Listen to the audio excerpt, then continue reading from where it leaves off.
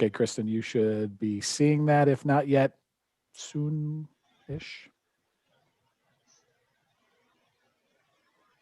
I can see us up on YouTube. Okay, great. It's 6:01, so I'm going to call the meeting to order. The Monday, March 8th Library Board of Trustees meeting hereby called to order. We'll go to public participation first. Jeff, Okay. you have any public participation? I didn't up to the meeting, and I continue to not now. No. Okay, the next is an add to the agenda. Actually, we have to vote as a board to affirm Lisa's nomination on the UHLS board. That's accurate, right, Jeff? Yes. Okay. So Lisa, assuming that, you still want to serve on that board, we would love to have you, but we would need to take a vote on that. Yes, actually, Tim reached out to me before he actually contacted you. So yes, he had already asked me if I wanted to continue serving, and yes, I'd be pleased to continue. That'd be great. Just want to make sure everyone's on the same page. So, I'll seek a motion for that. I'll make a motion. Great. Mary? Any A second. Michelle? Great. All those in favor, please signify by raising your hand. Aye. Any opposed? Abstention? Okay, motion's carried. Congratulations, Lisa. So we'll Thank go you. to the previous meeting minutes, pages 1 through 6. If you could take a second to look at those.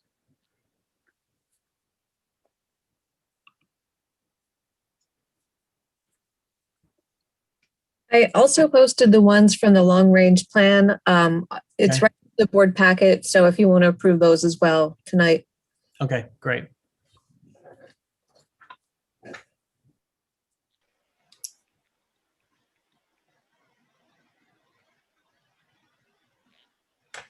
Okay, I'll seek a motion for approval of the meeting minutes, both sets of meetings. We'll do one at a time.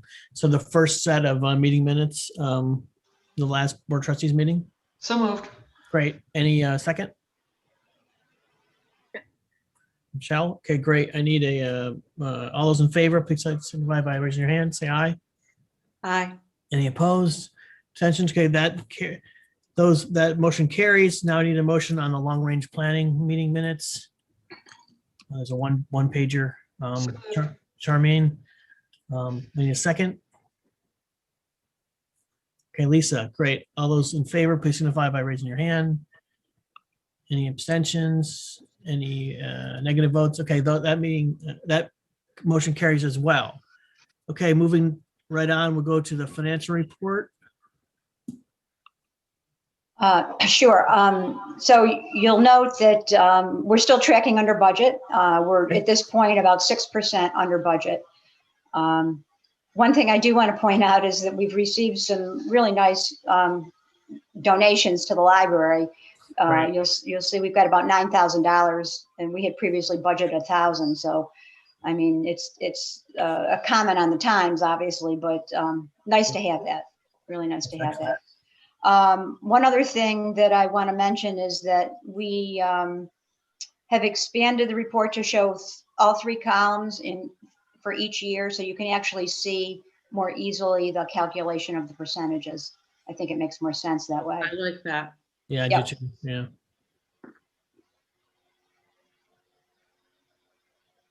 Other than that, everything's, pretty much status quo.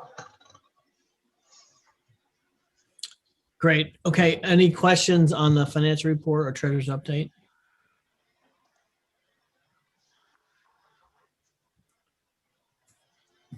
I mean, the only question I would have is more for Jeff in terms of, do we have a plan for those very generous donations at this point? So much of the bulk of, well, just a little bit more than half of the $9,000 total came in a single donation that was to support the continuation of curbside pickup.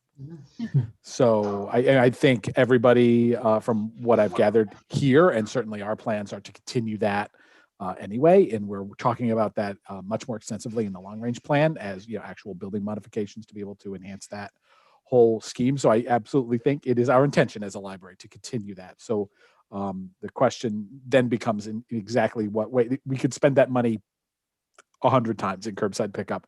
The question is, what exactly would be the most appropriate use of the donation money in support of that mission. So we're working on that right now.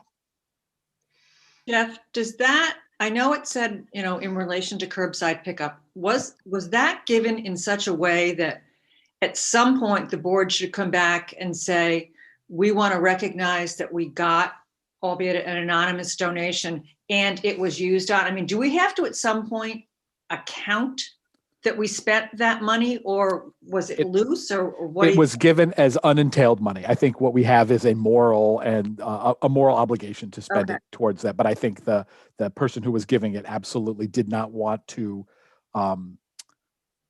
entail that money with more complexity than was necessary in the spirit of the gift. Okay.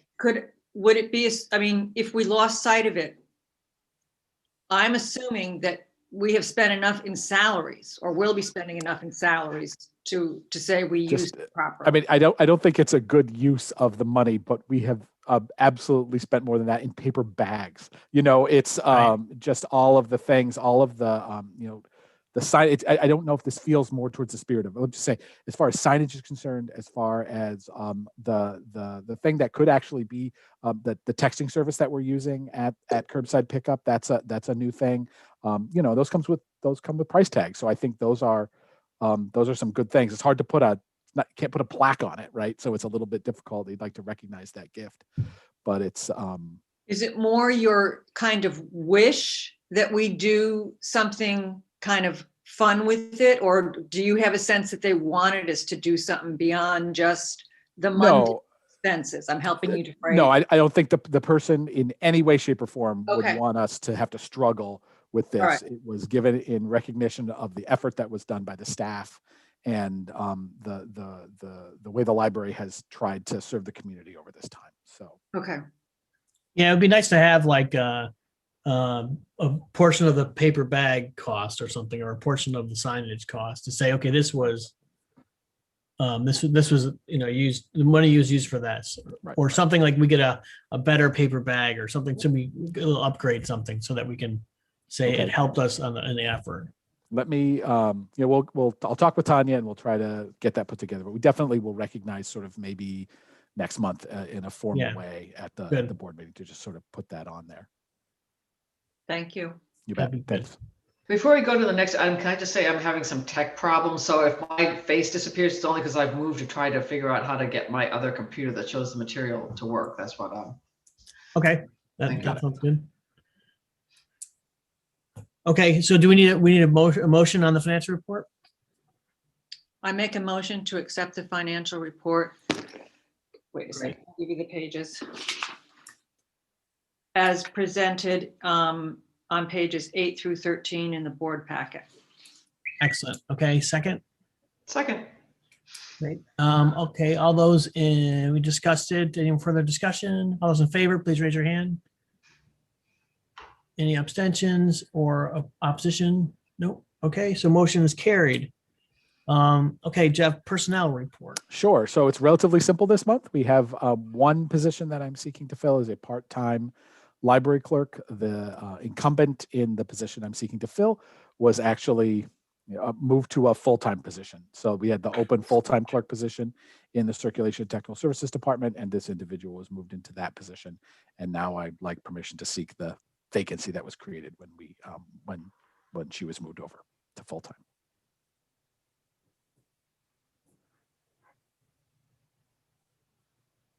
Any questions on that action, Mary? I was going to make a motion. Okay, any motion? I make a motion to accept the personnel report, page 14 in the board packet. Okay, great.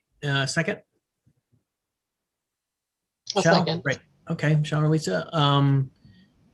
All those in favor, please raise your hand. Can I ask a question though?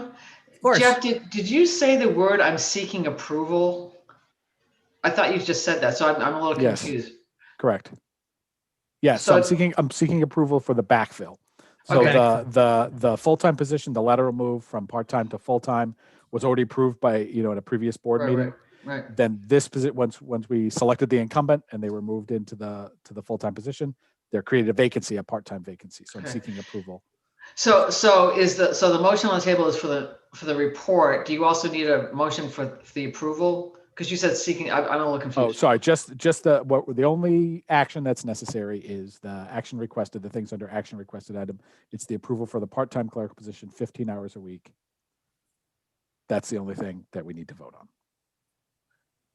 Okay, Right. so I'm still a little confused. So was the motion made to approve the personnel report or the request? Well, the report has only one action in it. So, Okay, so it's the same thing. okay, Functionally the same. thank you. Yeah, no problem. Okay, so I have a motion and a second. All those in favor, please raise your hand. Okay, any opposition or abstention? Seeing none, that motion is approved. Okay, moving right along, Jeff. Personal All right. record report. So go to the director's report. Thank you so much. I hope you are enjoying the colorful pictures that I'm adding to the director's report. The Yeah. sort of completely virtual nature of this is letting me be a little bit freer to put some more information in there. I hope that's not distracting to the report. If you find it so, just let me know and we can adjust it, and I can put everything at the end as an appendix or something. But the tractor has been named officially Scoopy. We are seeking some googly eyes for the front of the tractor to increase its friendliness to our neighbors. Nice. As moving forward. So it proved its worth very much so in just clearing spaces of snow this winter. The guys worked it pretty hard, really put us through its paces, clearing that snow. And it's, obviously it's not a backhoe where it can really get in and lift it all in one go, but it really, they did a good job getting those spaces cleaned out so we can, we'll be ready for next winter as well. So in addition to that, the Kindness Matters. I know we talked about this last month, but really this has really seemed to hit a nerve with the community.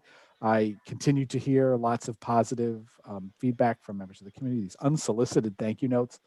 Really, it's not that we never got thank you notes ever, but the number and the just sort of generosity of the thank you notes that we're getting and the notes that we're getting from the community is really very heartening to me. So I think that our, us putting good energy out into the community, I think is coming back to us as well. So I hope we'll continue that longer. What we did was for a lot of the kids' kindness kits, we always have a certain number of premiums from previous summer reading programs, and we cleaned the shells out of all stuff that we had in the inventory to extend this program further, even than the donation from the friends that allows us to fund it in the first place.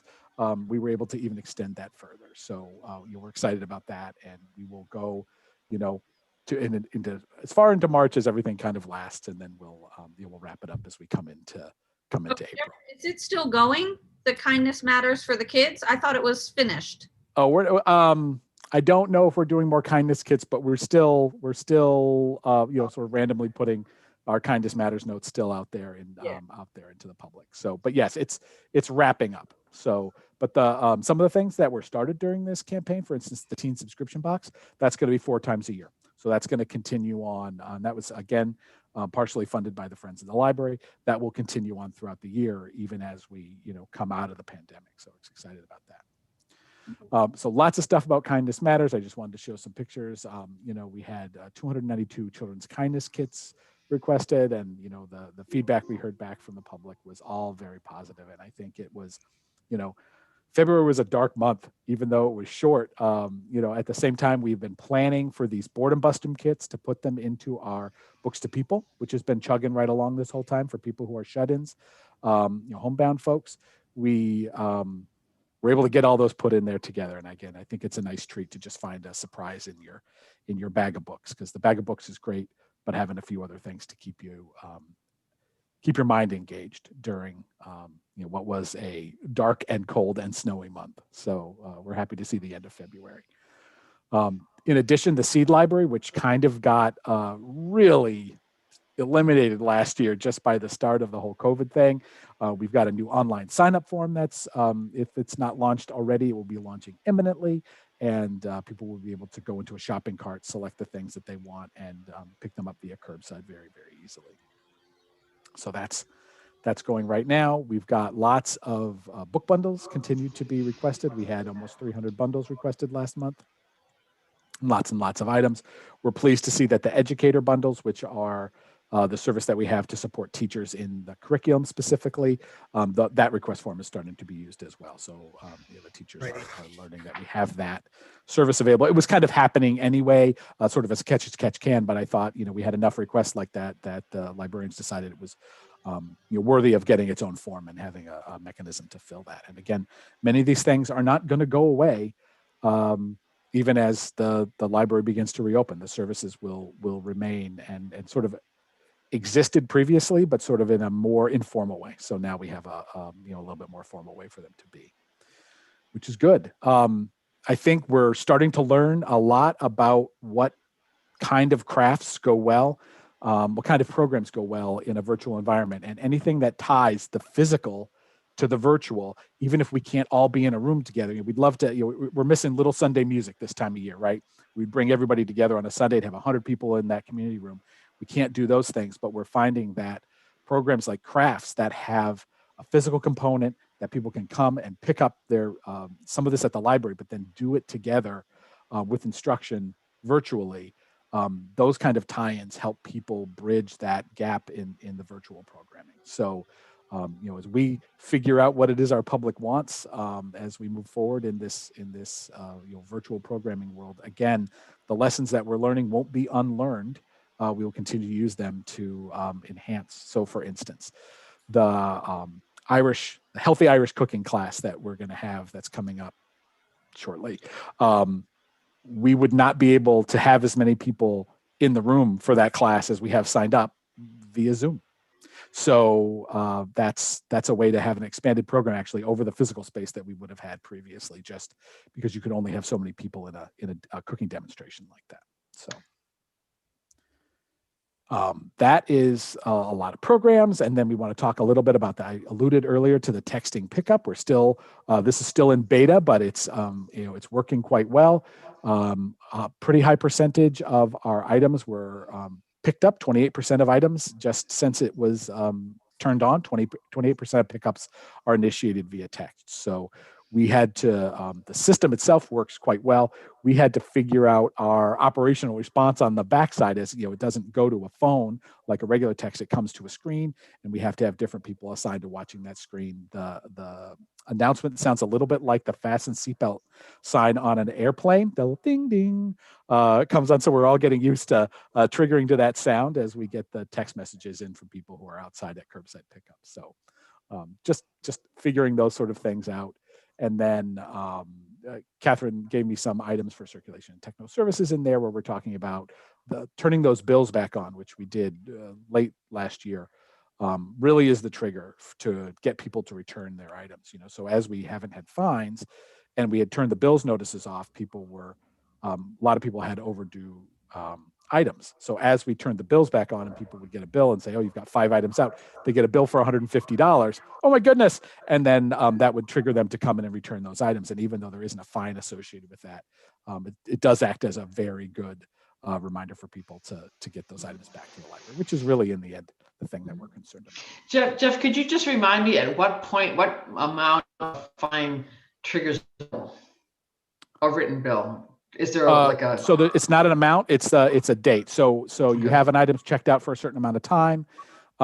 Afterwards, we send out a first overdue notice and a second overdue notice, and those go out via email or text depending on how people sign up. And then the third notice is a bill. So it's just for the whole retail price of the item, which sometimes surprises people when it's an audiobook and you get a price you get a bill for $140 for one item, and people panic at that a little bit, but it does get the items back. So it works. Yeah. Thank you. And then just a lot of training continues, a lot of committee work. So that's all in there. As far as the statistics are concerned, just to get ready for next month, this will be March to March will be the first month where we are going to be comparing a pandemic month to a pandemic month, or at least a half pandemic month to a pandemic month. So that's, as I was looking at the statistics, I'm saying, oh, this time last year, we were still bumping along like everything was normal, and we'll get ready for March. So those will start to be some more interesting or different statistics than we're used to seeing starting next month. So this month, again, circulation has been strong. We're down about 36% compared to the same time last year, to February of last year. Again, I still think that's pretty good considering. Strong gains, obviously, in ebook use, audiobook use. Percentage gains for ebook use, 46%, so almost 50% gain in ebook use total, and that's sustained.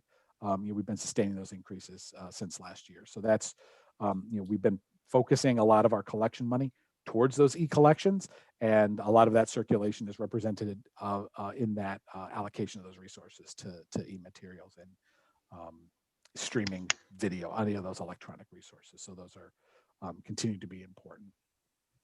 We showed the electric use and gas use.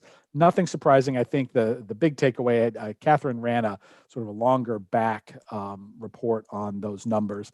And basically in the HVAC, we traded gas efficiency for electric efficiency and an overall decrease in energy use, right? So there was some modest decrease in overall energy use, some modest increases in gas use, and a big decrease in electricity use. And of course, electricity is a lot more expensive than gas. So that's where we see those savings. A couple years into this now, as we go through another winter, those patterns are really establishing themselves quite firmly.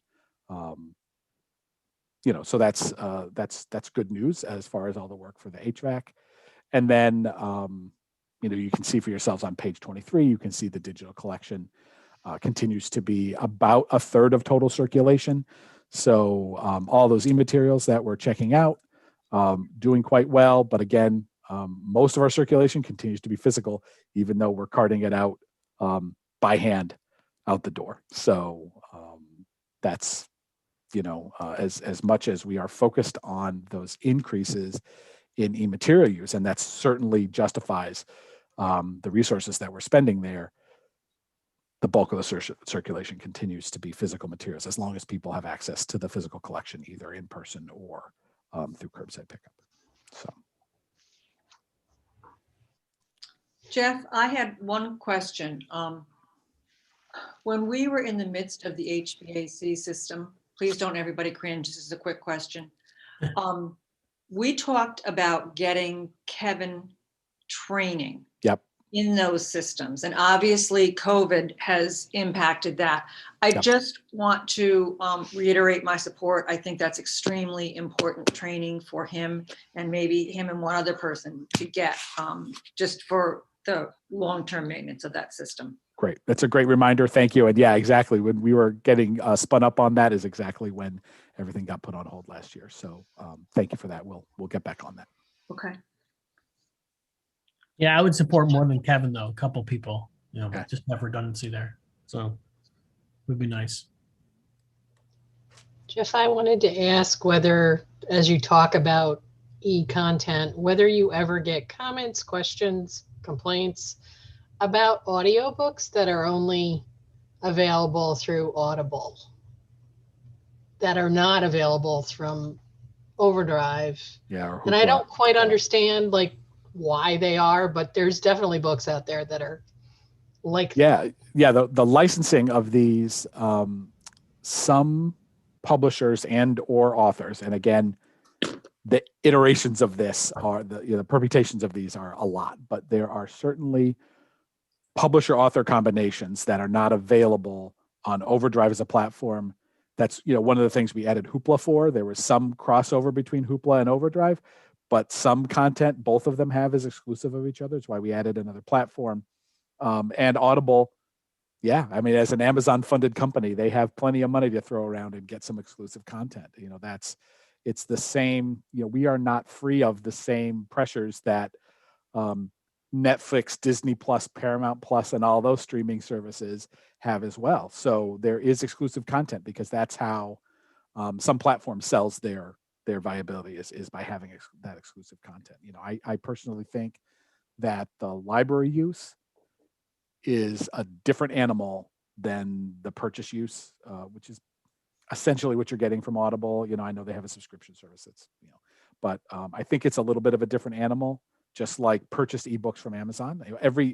Most of the ebooks that we have are available in that way. So no, I don't hear about it. I'm happy to talk about it, but I don't get a lot of complaints about that. I think people are, the heavy users of audiobooks are getting to the point where they're saying, oh, okay, it's not because the library didn't purchase this. Obviously, if it's a big, if it's a B-list author or up, we pretty much are going to have it. Someone's going to have it in the system, and we're likely going to have it as well.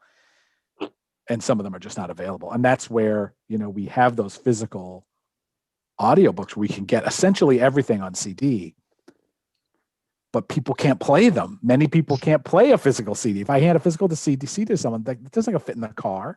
What are you going to have, a Bluetooth CD player that plays into the car? It's ridiculous. So this is a thing that we are going to have to deal with. And it's not just audiobooks, but it also happens with ebooks sometimes as well. So more common with audio, those other formats. I think there's something about, if you remember, there was a push to have Kindle screen read ebooks, and that started to infringe. It was good enough that it actually started to infringe on the audiobook industry, and they were concerned about that, and they got the kibosh thrown on that right away. So because that's the licensing for audio books is a whole different ecosystem. So I just stumbled on one the other day and was like, again, maybe the third one I've come across that. Yeah. It's like, yeah, it's weird. I mean, you can send it to us and we can try to see if it's available in some way, but you would normally see it if it said, oh, if you search for an overdrive, it would say, you want to recommend this title to request a library. So yeah, well, and on Overdrive, you have the ebook, you just don't have the audio, and it's not even offered as an audio. So that's kind of the key of, oh, it must be an Audible book. Yep. Doesn't make us happy. We're not pleased by this, but this is the trade-off when we leave a physical, and it's more stark in the video formats, right? Where it's even, there's no way we're going to have the content that Disney Plus has or Netflix. It's just, much of that content is just unavailable to us for streaming. So.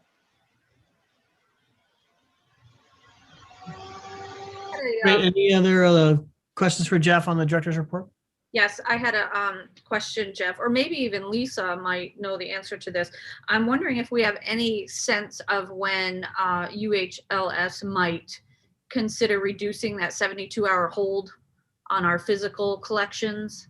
So actually we were going to talk about that a little bit later on. So the directors have recommended a 48-hour quarantine, and that, that may get reduced further in the future, but that was one of the things I was going to talk about tonight as part of our pandemic response. So, yep. Great. Okay. Any other questions for Jeff? Okay, moving on. UHLS report. Lisa? Well, once again, the timing of the meeting is it's Wednesday, not early enough. But I did want to tell you that there is a plan to do the UHLS annual celebration virtually this year. Okay. It's scheduled for Wednesday, June 9th, which is kind of the typical time of the year when we would do it. And at this point, one of the things that I think is going to be interesting is they are going to be doing the awards for programs and everything else. And it seems like the focus is going to be on creative pandemic responses. So we should really be in the running for that. So put your thinking caps on for what you can do there. And then the other two other positive things, it sounds like the 20% 2020 budget cut is going to be paid, which would be good, particularly for those, not as much for us, but other libraries and UHLS that depend on that. And my understanding is that the Library Advocacy Day went quite well. Got to speak with 8 of the 9 senators and assembly members. And Jeff, I don't know if you wanted to jump in or. Sure. We were there, and Mark came, which was great. So, we chimed in and had our say. We talked about, my sort of stated conversation was supposed to be about Wi-Fi and the expansion of Wi-Fi and how important that was during the pandemic, just to make them aware of how we're serving our communities, during the pandemic and how important that state funding is for that. So. everybody loves libraries. Yeah. Everybody loves libraries. They still love them. Yeah. So, Yep. Good. Seem to love us. They want to love us with some money. That's my Right. goal. Right. All kidding aside, there really isn't money earmarked for libraries in the federal stimulus plan. So the couple, I think it was the McDonald/Fahey plan, they did mention that,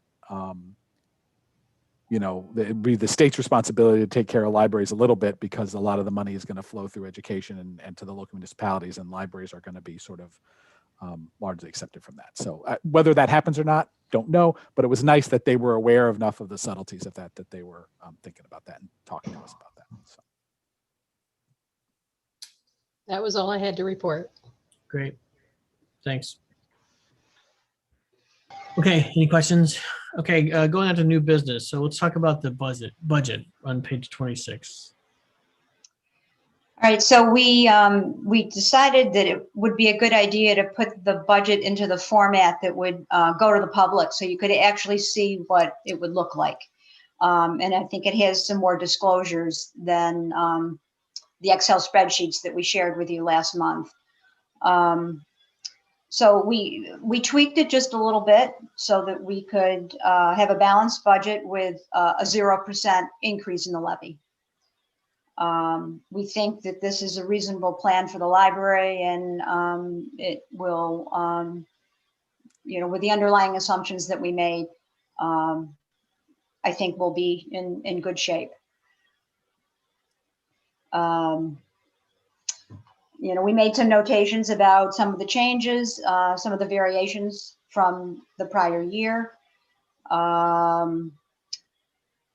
We have indicated at the bottom the fund balance, some information about the fund balance. I know that it's really a good disclosure to have. The total fund balance as of June 30th of 2020 was 3.3 million, 3.342. And of that, we need about 1.4 million to fund operations for the first 4 months of the year. And the remaining balance, which is about 1.9 million, is designated for capital expenditures and building needs based on what's decided in the long range plan. I don't know if anybody has any specific questions about a particular line item or just the format. Happy to answer anything that I can. I wanted to just ask one question. This is the same format we've used for a number of years.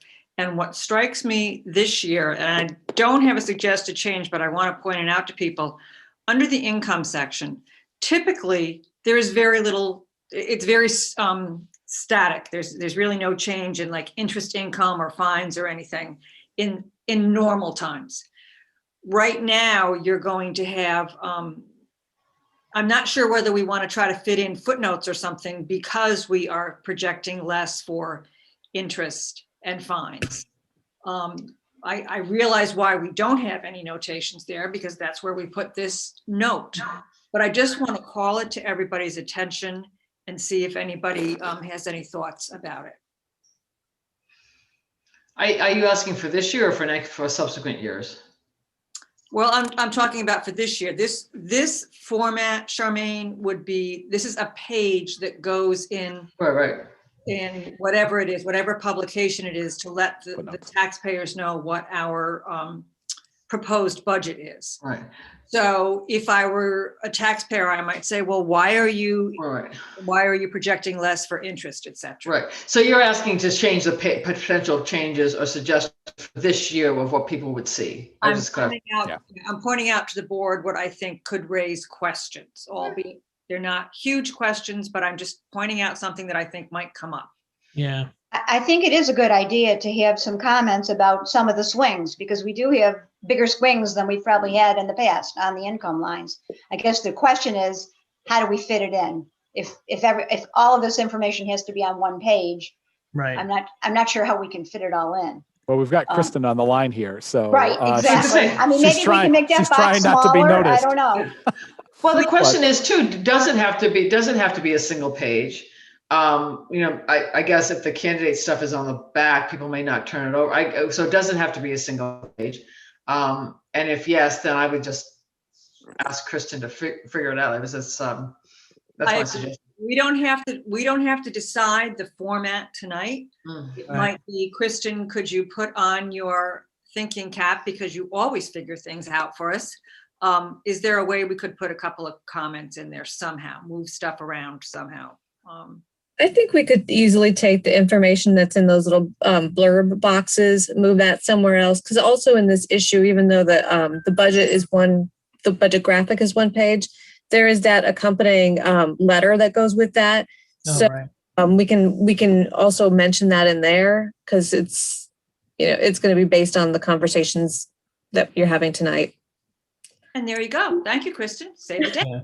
You're welcome. But yeah, when the letter's ready and then when we move that stuff around, I can email that out to you all and you can take a look at it. Okay. So Sherry, I guess that from my perspective, I would be happy with you and Tanya and Jeff coming up with the quick comments for the income items that really should have an explanation. I think they're pretty self-evident, but I think it might be a good idea to put those on here this year. No, I agree. I think it's definitely a good point. And we can easily do that.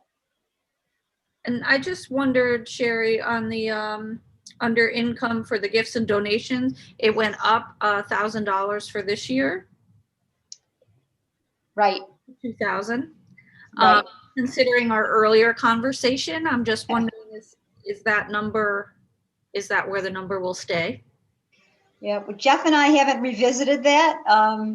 It's something I guess we can talk about. If you think that we could inch that up a little bit more, again, it's one of those estimates that is really an unknown. It can vary quite a bit from year to year. It's not based on anything other than a gut feeling. Right.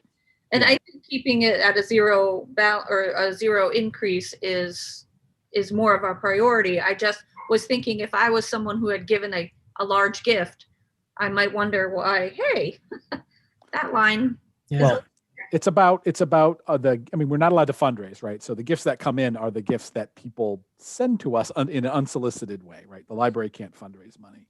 The Friends fundraise money. But this particular year, just because of the pandemic, we've been getting a lot of unsolicited donations from people, but that's a real uptick from a normal baseline of about $1,000. And we had planned on moving it to 2 because we've just been seeing some gradual increases in that number over the years to the point where we could say, it's going to. So this line is just reflective of how much you budget for donations, not necessarily how much we received. Absolutely. Right. Yeah, Right. sorry. Yeah. Right. It's our guess for next year's, how much are people going to give us in an unsolicited donation in the coming year? And we'd rather be a little conservative, because if we rely on it and we don't get that income, then, we might have a budget shortfall somewhere. Right. So it's kind of a good line to be conservative with, and hopefully, we balance the budget by making good estimates in other places as well. Yeah. Okay. Thanks. Could we fit a comment in for that line item? Thank you to our town members for their generosity, something along those lines. Yep. Yeah, that should be in the letter too. I think it belongs in the letter. I don't think it belongs in the explanation line on the budget presentation. I think it belongs in the letter. That's fine. We'll mention it. The other comment I had was on the budget number, the 0.006% decrease. Yeah. Does that carry the same impact, I guess, as just saying that we're down 30K? But going out 3 decimal points for the budget number. Yeah, it seems. Yeah, hard to process. Because we're projecting lower income, we have to adjust the expenses as well in order to balance it out. Yeah, no argument there at all. It's just this is also how we message to the community, right? That we are listening to what they tell us, right? And trying to keep the budget flat while also funding the things that they think are important. I mean, Right. maybe we just take that line, that description out. Maybe we don't need it because we're showing that we're Yeah. putting forth this budget with a 0% increase in the levy. And maybe we don't even need that line showing the 0.006 decrease. Right. Take that out. So I have a question about, because you talked about, a deficit or running on a deficit. If during the course of, so let's say this is the budget we approve, and then let's say if the community supports it at the polls, if during the course of next year the board decides makes a decision on the fines that would influence the amount that's budgeted, what would happen to the budget? I Well- kind of know the answer, but I would just want to pose it to the group and for the so the public. Hopefully we've got enough give in some other lines that would make up the difference. Mhm. Salaries and benefits, that's, it's projected well, but there's turnover and we don't always know what the turnover is going to be. So hopefully there's a little bit of give in some of the other lines that would make up the difference. Okay, great. And certainly we do have the line called capital improvements / contingency. There's some money in there that we probably won't spend. Okay. So that gives us a little bit of a cushion too. Okay, great. Thank you.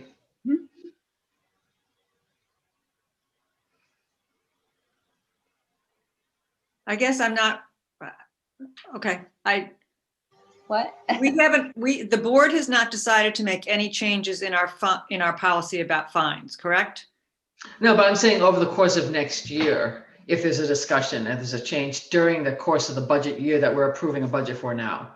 Okay, so if we're budgeting 15,000 and maybe next September we say we're not going to do fines, yeah, we would just absorb it someplace. Yeah. Okay, I get it. Or you can do a delayed effective date Yeah. too, whatever. There's a lot of different options there. Yeah. Okay. Any other questions on the budget? No, we have to vote. Right. I would make a motion that we approve this as our proposed budget for 2021-22. Second. Okay. Mary Charmaine, great. Any further discussion? Hearing none. All those in favor, please indicate, raise your hand. Any opposition or abstention? Okay, motion's carried. I have a quick question, not on the budget, but on the candidates. At what point do you announce who's running, if there is someone who's running or joining Harmeet on the ballot? So we'll get that. Kristen will talk. Yeah, go ahead, Kristen. I don't actually have the exact dates, but I think it's April 19th. That week that's when they are due to the clerk. Then she does a drawing, and then that's when the names become available to us. Thank you. And then I work really quickly to get the candidate profiles together from there. Okay, great. So you want to talk about phase reopening, Jeff? Yeah, this is the other big discussion we have tonight, right? So, we have a phase reopening plan. In that we are tied to a couple different things. The thing that I'm grouchy that we don't have yet, beyond grouchy, actually, I'm far more than grouchy about the fact that library employees have not been moved into either the current phase or we haven't moved to the next phase where library employees would be eligible for the vaccine. But and that is certainly mentioned in our pandemic response plan, but also mentioned our coordination with the other UHLS libraries and overall infection rates in Albany County, which have been steadily going down. So our neighboring libraries are beginning to invoke their phases of reopening. Albany Public, most notably, they have a very tightly tied to the infection rate in Albany County, and they are moving very quickly to begin to reopen their branches as that number continues to go down. Thankfully, that's what we want is as a continuous decreasing number.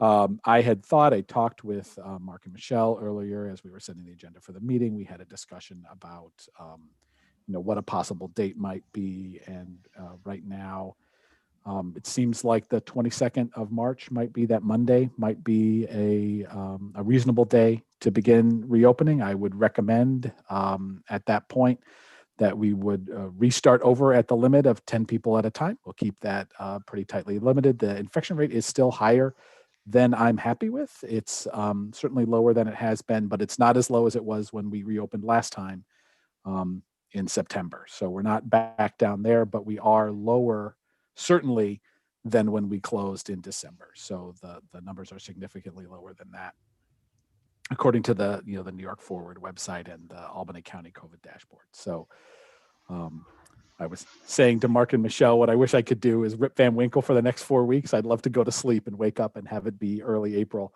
when I think this decision would be a whole lot easier. But I think we can do this in a safe way, giving us a couple weeks from tonight to be able to get that implemented. We have some changes to the building inside that I have to undo as far as staff is concerned, and we are spreading staff out in order to reduce staff density. We were using much of the available floor space that is previously used by patrons for staff people during that peak, when we were having really a difficult time in December and January, even fielding a team because people were out under actual quarantine or under quarantine because of a member of their family. So, we have to clean out make some of our back of house actually back of house and not front of house again. So we need a little bit of time to do that and just get ready and prepared to do that. So, in addition, that gives us a little bit of time in case there's, something goes horrifically wrong in the next couple of weeks, and also playing for time. Hopefully New York will move into a phase. We've received relative confirmation that library employees are going to be in the same phase as forward-facing retail. As I talk to a number of patrons, I'm beginning to get calls from reasoned and reasonable people who are just wondering about what our plans are for reopening. And as I talk to them, all very, very good and very lovely conversations I'm having with members of the public. Many of them are surprised to learn that the library staff are not already eligible for the vaccine. So I'm here to tell you that they are not, but there are across certain counties, all of Schenectady County, they were, Onondaga County, Suffolk, and a couple of the other counties around the state, library staffs were deemed essential by their county. So we haven't yet had that happen yet. I've contacted some of our friends across the street at the town, our emergency management director, and we're going to try to make our case and see if we can get some movement at the county. At this point, I'll be completely honest, I don't have a lot of hope that motion and that pressure might yield fruit before we just get to the phase where they'll be eligible as forward-facing retail anyway. So that's where we are. At the same time, as Michelle mentioned earlier, we were talking about quarantining items. We're currently, Upper Hudson moved to 72. We were continuing the 96. Right now, Upper Hudson is recommending the Directors Association. Sorry, the reopening committee of the Directors Association has proposed, and the directors have approved, a 48-hour quarantine time for items. And I hate observational data when we haven't been running a really scientific study, but we haven't seen a lot of surface infection. I think we're not going to get the definitive answer that I would love to have. But I think the preponderance of the evidence begins to point to the fact that surface transmission of this virus is just not the primary mode of transmission. I think everybody not everybody, almost everybody is agreed that it's the person-to-person air transmission of this virus, not so much under normal circumstances or circumstances that you might find in the library with the surface contamination. So at the same time, probably this week, I would like to move to a 48-hour quarantine that will help us just with a little bit of materials handling at the same time. So, thoughts? Jeff, I had a couple of things. First of all, I support what you're recommending as far as going to the browsing. I assume that you're talking about the same policy as before. No sitting down, no working on computer. It's just walking in and browsing. Okay. Yep. To the extent that there was anything that caused staff angst, like people and their masks and stuff, if we could consider maybe increasing signage, bigger signs, more blatant signs, I'm just throwing that out as a possibility. Okay. The last thought, and I'm not suggesting this, but I can see it possibly coming up down the road, is we're starting to hear about, what people that are vaccinated can do. Yes. And so I'm contemplating whether you're going to start getting questions. Well, it's 10 people, but I've been vaccinated. Can't I just go in? I'm just throwing that out there as I think you'll probably hear it sooner. Yes. Yes, already. Yes, already. Right. And that's where we're in this interesting time. I was sort of talking about this today with some of the folks in the library. The guidance has come out about travel. If you're 90 days out, if you're within the 90 days out from your second vaccination, then you don't need to quarantine. But we're going to have people that are going to be all the way through their 90 days post their second vaccine. I mean, we have people who were fully vaccinated in December and early January. They're inching up on that 90 days now, and other people who haven't even been vaccinated yet. And even among the staff, we have a couple people, right? So we're in this weird medium time where people are going to certainly have some of those expectations. Our expectation, I'll just state here, and we will state plainly, and everybody comes in, there is a mask mandate by the state and by the CDC. There is a mask mandate in our library. It will it will be in effect for the foreseeable future until such a time as our best guidance is that we don't need to have it. So vaccinated or not, staff member or public, the expectation is that mask will be on. I did consider maybe like a t-shirt cannon that would somehow have a mask on it that would just to shoot a mask on people, but I think we'll just have to go with the individual conversations at the front door like we've been having. It's not perfect. Do you need a list of unapproved masks? We have a big sign of unapproved masks. It keeps having to get added to because the creativity of human beings is amazing. Amazing the amount that people will go, but we make masks available right there at the door. I have seen in Utica, when I went there to the vaccination site, they spray your hands themselves. I thought about that, but I think we'll let people sanitize their own hands for now. So that's all I have. Thank you. Carolyn. You just muted yourself again. Yeah. Sorry. Sort of on the topic of reopening, I'm getting questions from a lot of parent friends about summer programming, and I assume this, but whether as the weather gets warmer, God willing, that there's plans to do outdoor story hours, like that, move some of the programming that would normally be in the community room or in the kids' room to the outside. Yeah, we've actually had some really good contacts with our friends across the street at the town hall. I mean, there's one thing this has forced is a lot of collaboration, senior services, and now with Parks and Rec, as we're talking about, you think about the size of the green. If we were to have a major music program, there's not 6 feet. I mean, at some point you're going to get to a maximum amount of size.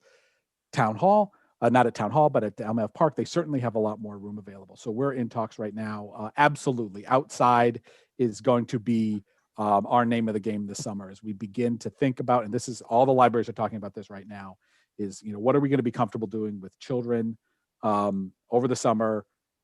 It's going to be outside programming. And so everybody's going to have to accept if it's raining, it's not going to happen. We're not bringing it inside. It's just going to be, an event that will get rescheduled and done later on. But the librarians are deeply into a summer reading program right now. So. Great. That's great. Obviously, I have no personal interest in that. No, of course not. I mean, can you use the field, they often never use the field by Town Hall. There's a baseball field there, but you never see baseball on it. Yeah, So, I mean, I think, you need to. Yeah, whatever. And in fact, there's Dave Van Leuven wrote me, he said they have a mobile stage that they received and they making that available to us as well. That just, I continue to be just so heartened by the amount of collaboration, the positive collaboration that this has forced, amongst the libraries and amongst our other fellow government entities. So yes, all of those are open to us. And, we are committed to making as much of the, as whatever we can do, make it work. And we certainly had, we did outdoor programming in the winter time. So I think, if it's summer, if people don't have to wear a coat, and that's the other thing. So as we're, we're going to be limited to 10.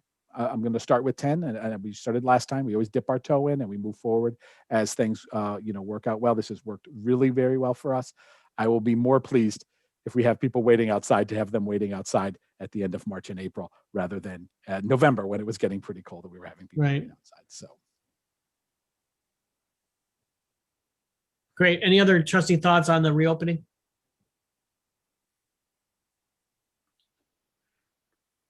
Okay.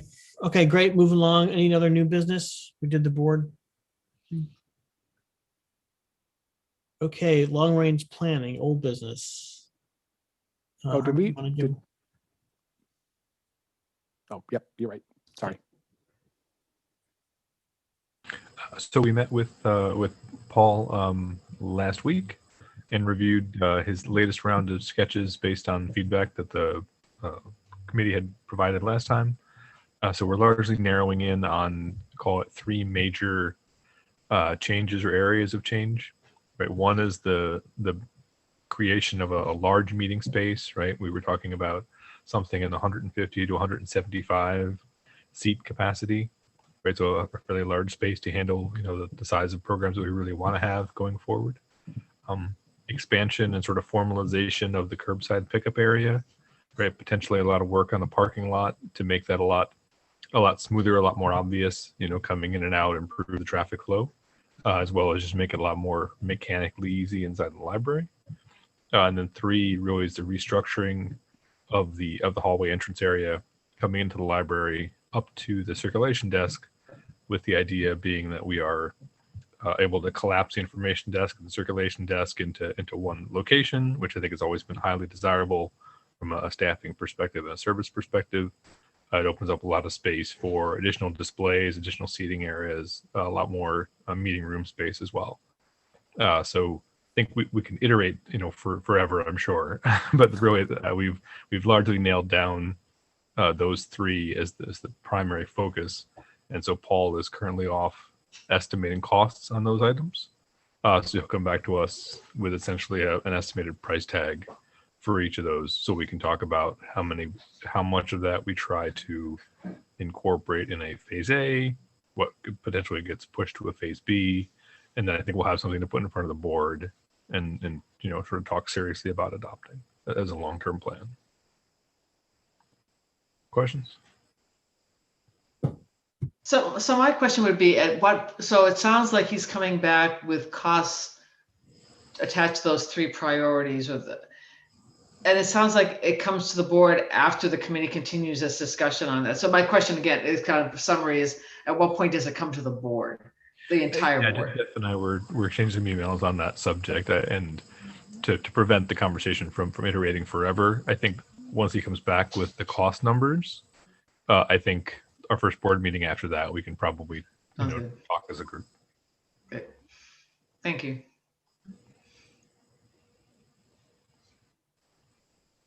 Okay, that's it. Great. Any questions? Harmeet?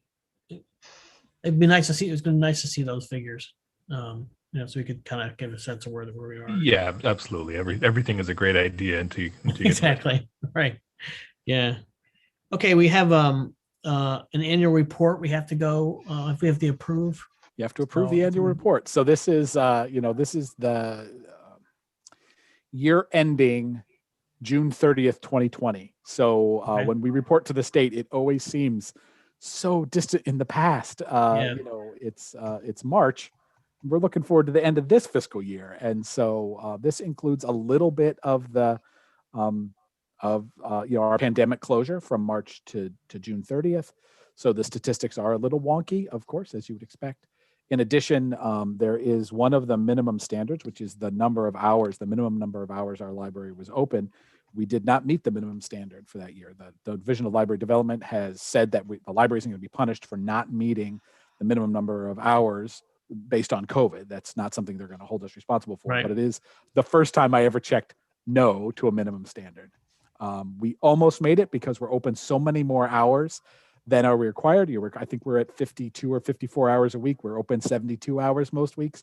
So that 3/4 of the year when we were open normally, we almost got there where I was able to say yes, even though we were closed for 3 months, but not quite. So there was no way for me to stretch that in any sort of reasonably ethical manner. So the report is there. It is a monster, but Tanya has, we farmed all pieces of this out to the appropriate folks, but we believe these numbers are a fair and accurate representation of the financial picture and the statistical picture of the library in that fiscal year. So. Besides that, check, is there any other thing we should notice in the report? I mean, I looked at it quick, but I didn't really see Yeah, it. it's financially, it's a very uninteresting year. Yeah. Next year, it might be a little bit more interesting as they're going to probably be asking us some questions about what were the pandemic costs and what were we doing for PPE and all of that stuff. But then this year, there's not so much. There are some interesting, the circulation, of course, being down because it was, we lost 3 months of circulation effectively. Mhm. Where we were completely digital for a while. Those numbers, are down, so that's notable. Some of the program sessions are absolutely down. That's a big part of the year. So it's mostly the quarter of the year that's represented in this report and the decrease that's represented. Certainly, and not everything gets reported to the state on the same fiscal year. So it's the total of the summer reading program for last summer from June really till the end of August. And those numbers are significantly down as well because that was that was a whole pandemic summer reading program. Yeah. I was just flipping through here, and on page 58, you have 2 board presidents listed. I'm no longer a board president. You can take my name off of there. Oh, what's going on there? Sorry, the reason you're not listed there. So what you're seeing on the right-hand column. In kind of italics is the last year's information. So you can compare last year to this year. I'm sorry. Okay. So it's, it's Mark. Okay. So Jeff, after just kind of scanning this before, it looks like it's mostly information you pull out of your files and your databases and plug in. Is that correct? Yes. Not that there's not a lot of work involved in that. Well, but, no, I didn't want to minimize that, but sorry, that came out incorrectly. Taking a tremendous amount of time, it sounds like you're pulling from your records to input the data that's needed in the report. Yes, there's not really a narrative report. There's not a lot of leeway in this. The way the financial information is presented is one of the most challenging things. We report our financial information to the state at least 4 different ways.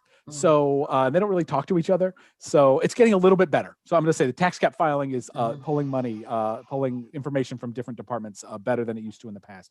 But they look at this, they take a certain slice, and the Division of Library Development takes a certain slice on this, and they look a certain way. So it's some work on Tanya's part to take the numbers that we have and make sure that it's presented in a way that matches the way they want those numbers. Which is a little bit different than the way our auditors have it and a different way than the school district wants them. So, and we, Kristen went through and pulled out your mailing addresses. I believe I have that, we give them to the state. They're in there, but I don't put them in a board packet, your personal emails. We use the BPL emails in there for your trustee records.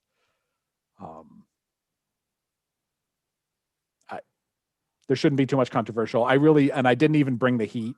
Last year, Harmeet mentioned that I brought the heat at the state when they were asking me, is this valuable?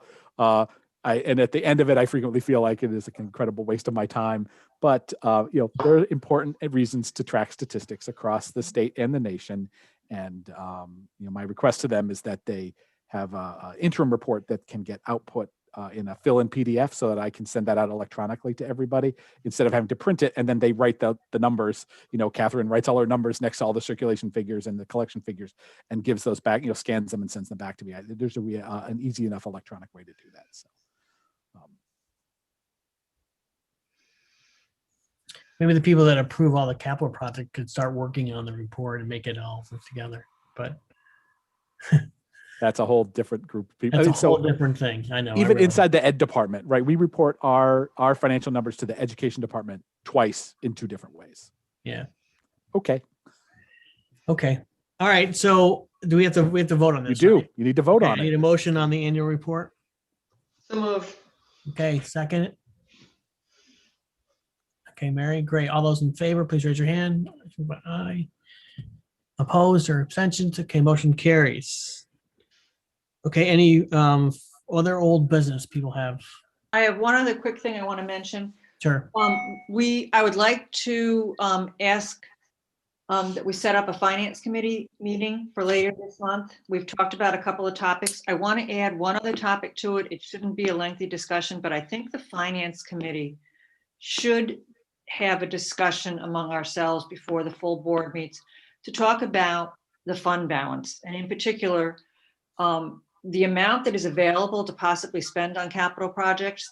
We Yeah. should really be talking, I think, coming back to the board and saying, this is how much is available and not set aside for cash flow, but how much do we think of that should be set aside for future emergencies? So, should we say to the board, yes, it's okay to put 1.5 million toward a project or 1.2? What do we as the finance committee think is a reasonable number for us to set aside for true contingencies as we start dipping into the fund balance? So I would like to put that on the agenda for discussion. Great. Okay. Okay? Yep. Sounds good. Can I just say on that part, and it may be totally irrelevant or mixing apples and oranges, but what the district did, the school district did, was it set up a separate account in order to draw down the fund. I was in public meetings too, is draw down the fund balance and put it in, and that's where they pulled from when they were actually doing capital projects. It still required board approval. I think it was like $10 million cap in any one in the fund. And then I think once I left, they had more than 10, so they opened a second one. That, I don't know if that's relevant for the library, if you don't want to go through all the rigmarole of setting up a separate fund, but that's where they basically earmarked money for capital projects that came out of the fund balance, but also it drew down the amount of fund balance because they were limited by state law and what percentage they could carry. So I don't know if that's something you want to consider or not. I was just going to say, and we'll talk about that. And again, that's the school district has that in law. The amount of fund balance that they have is capped at a percentage, and that's not the case for libraries. Right. But I think it is a good conversation to have where we say, what do we, as we have a resiliency plan for the library. What is the amount of money that's needed for those emergencies? I think it's a good conversation for us to have.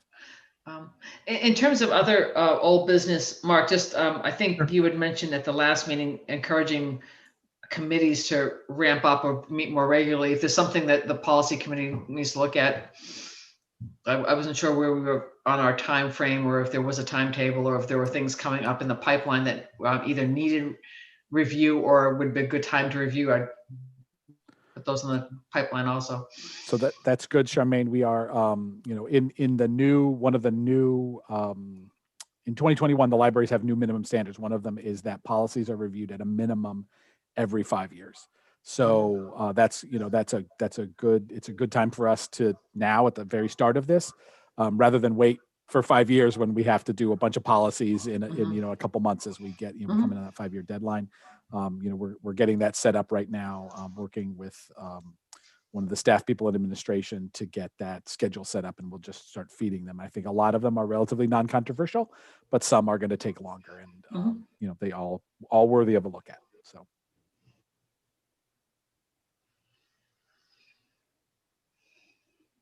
Okay. Any other old business? Any future business?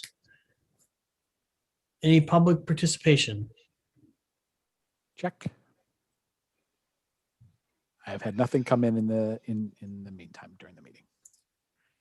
Okay, we want to move into executive session then. Yep. So what the motion would read, moved by somebody, seconded by somebody, the board adjourned to executive session to discuss contract negotiations pursuant to Article 14 of Civil Service Law. Any motion, then? Mary? Moved. Second? A second. Okay, Carolyn, great. All those in favor? Any abstentions or negative? Okay, motion carries. Okay, so I'm going to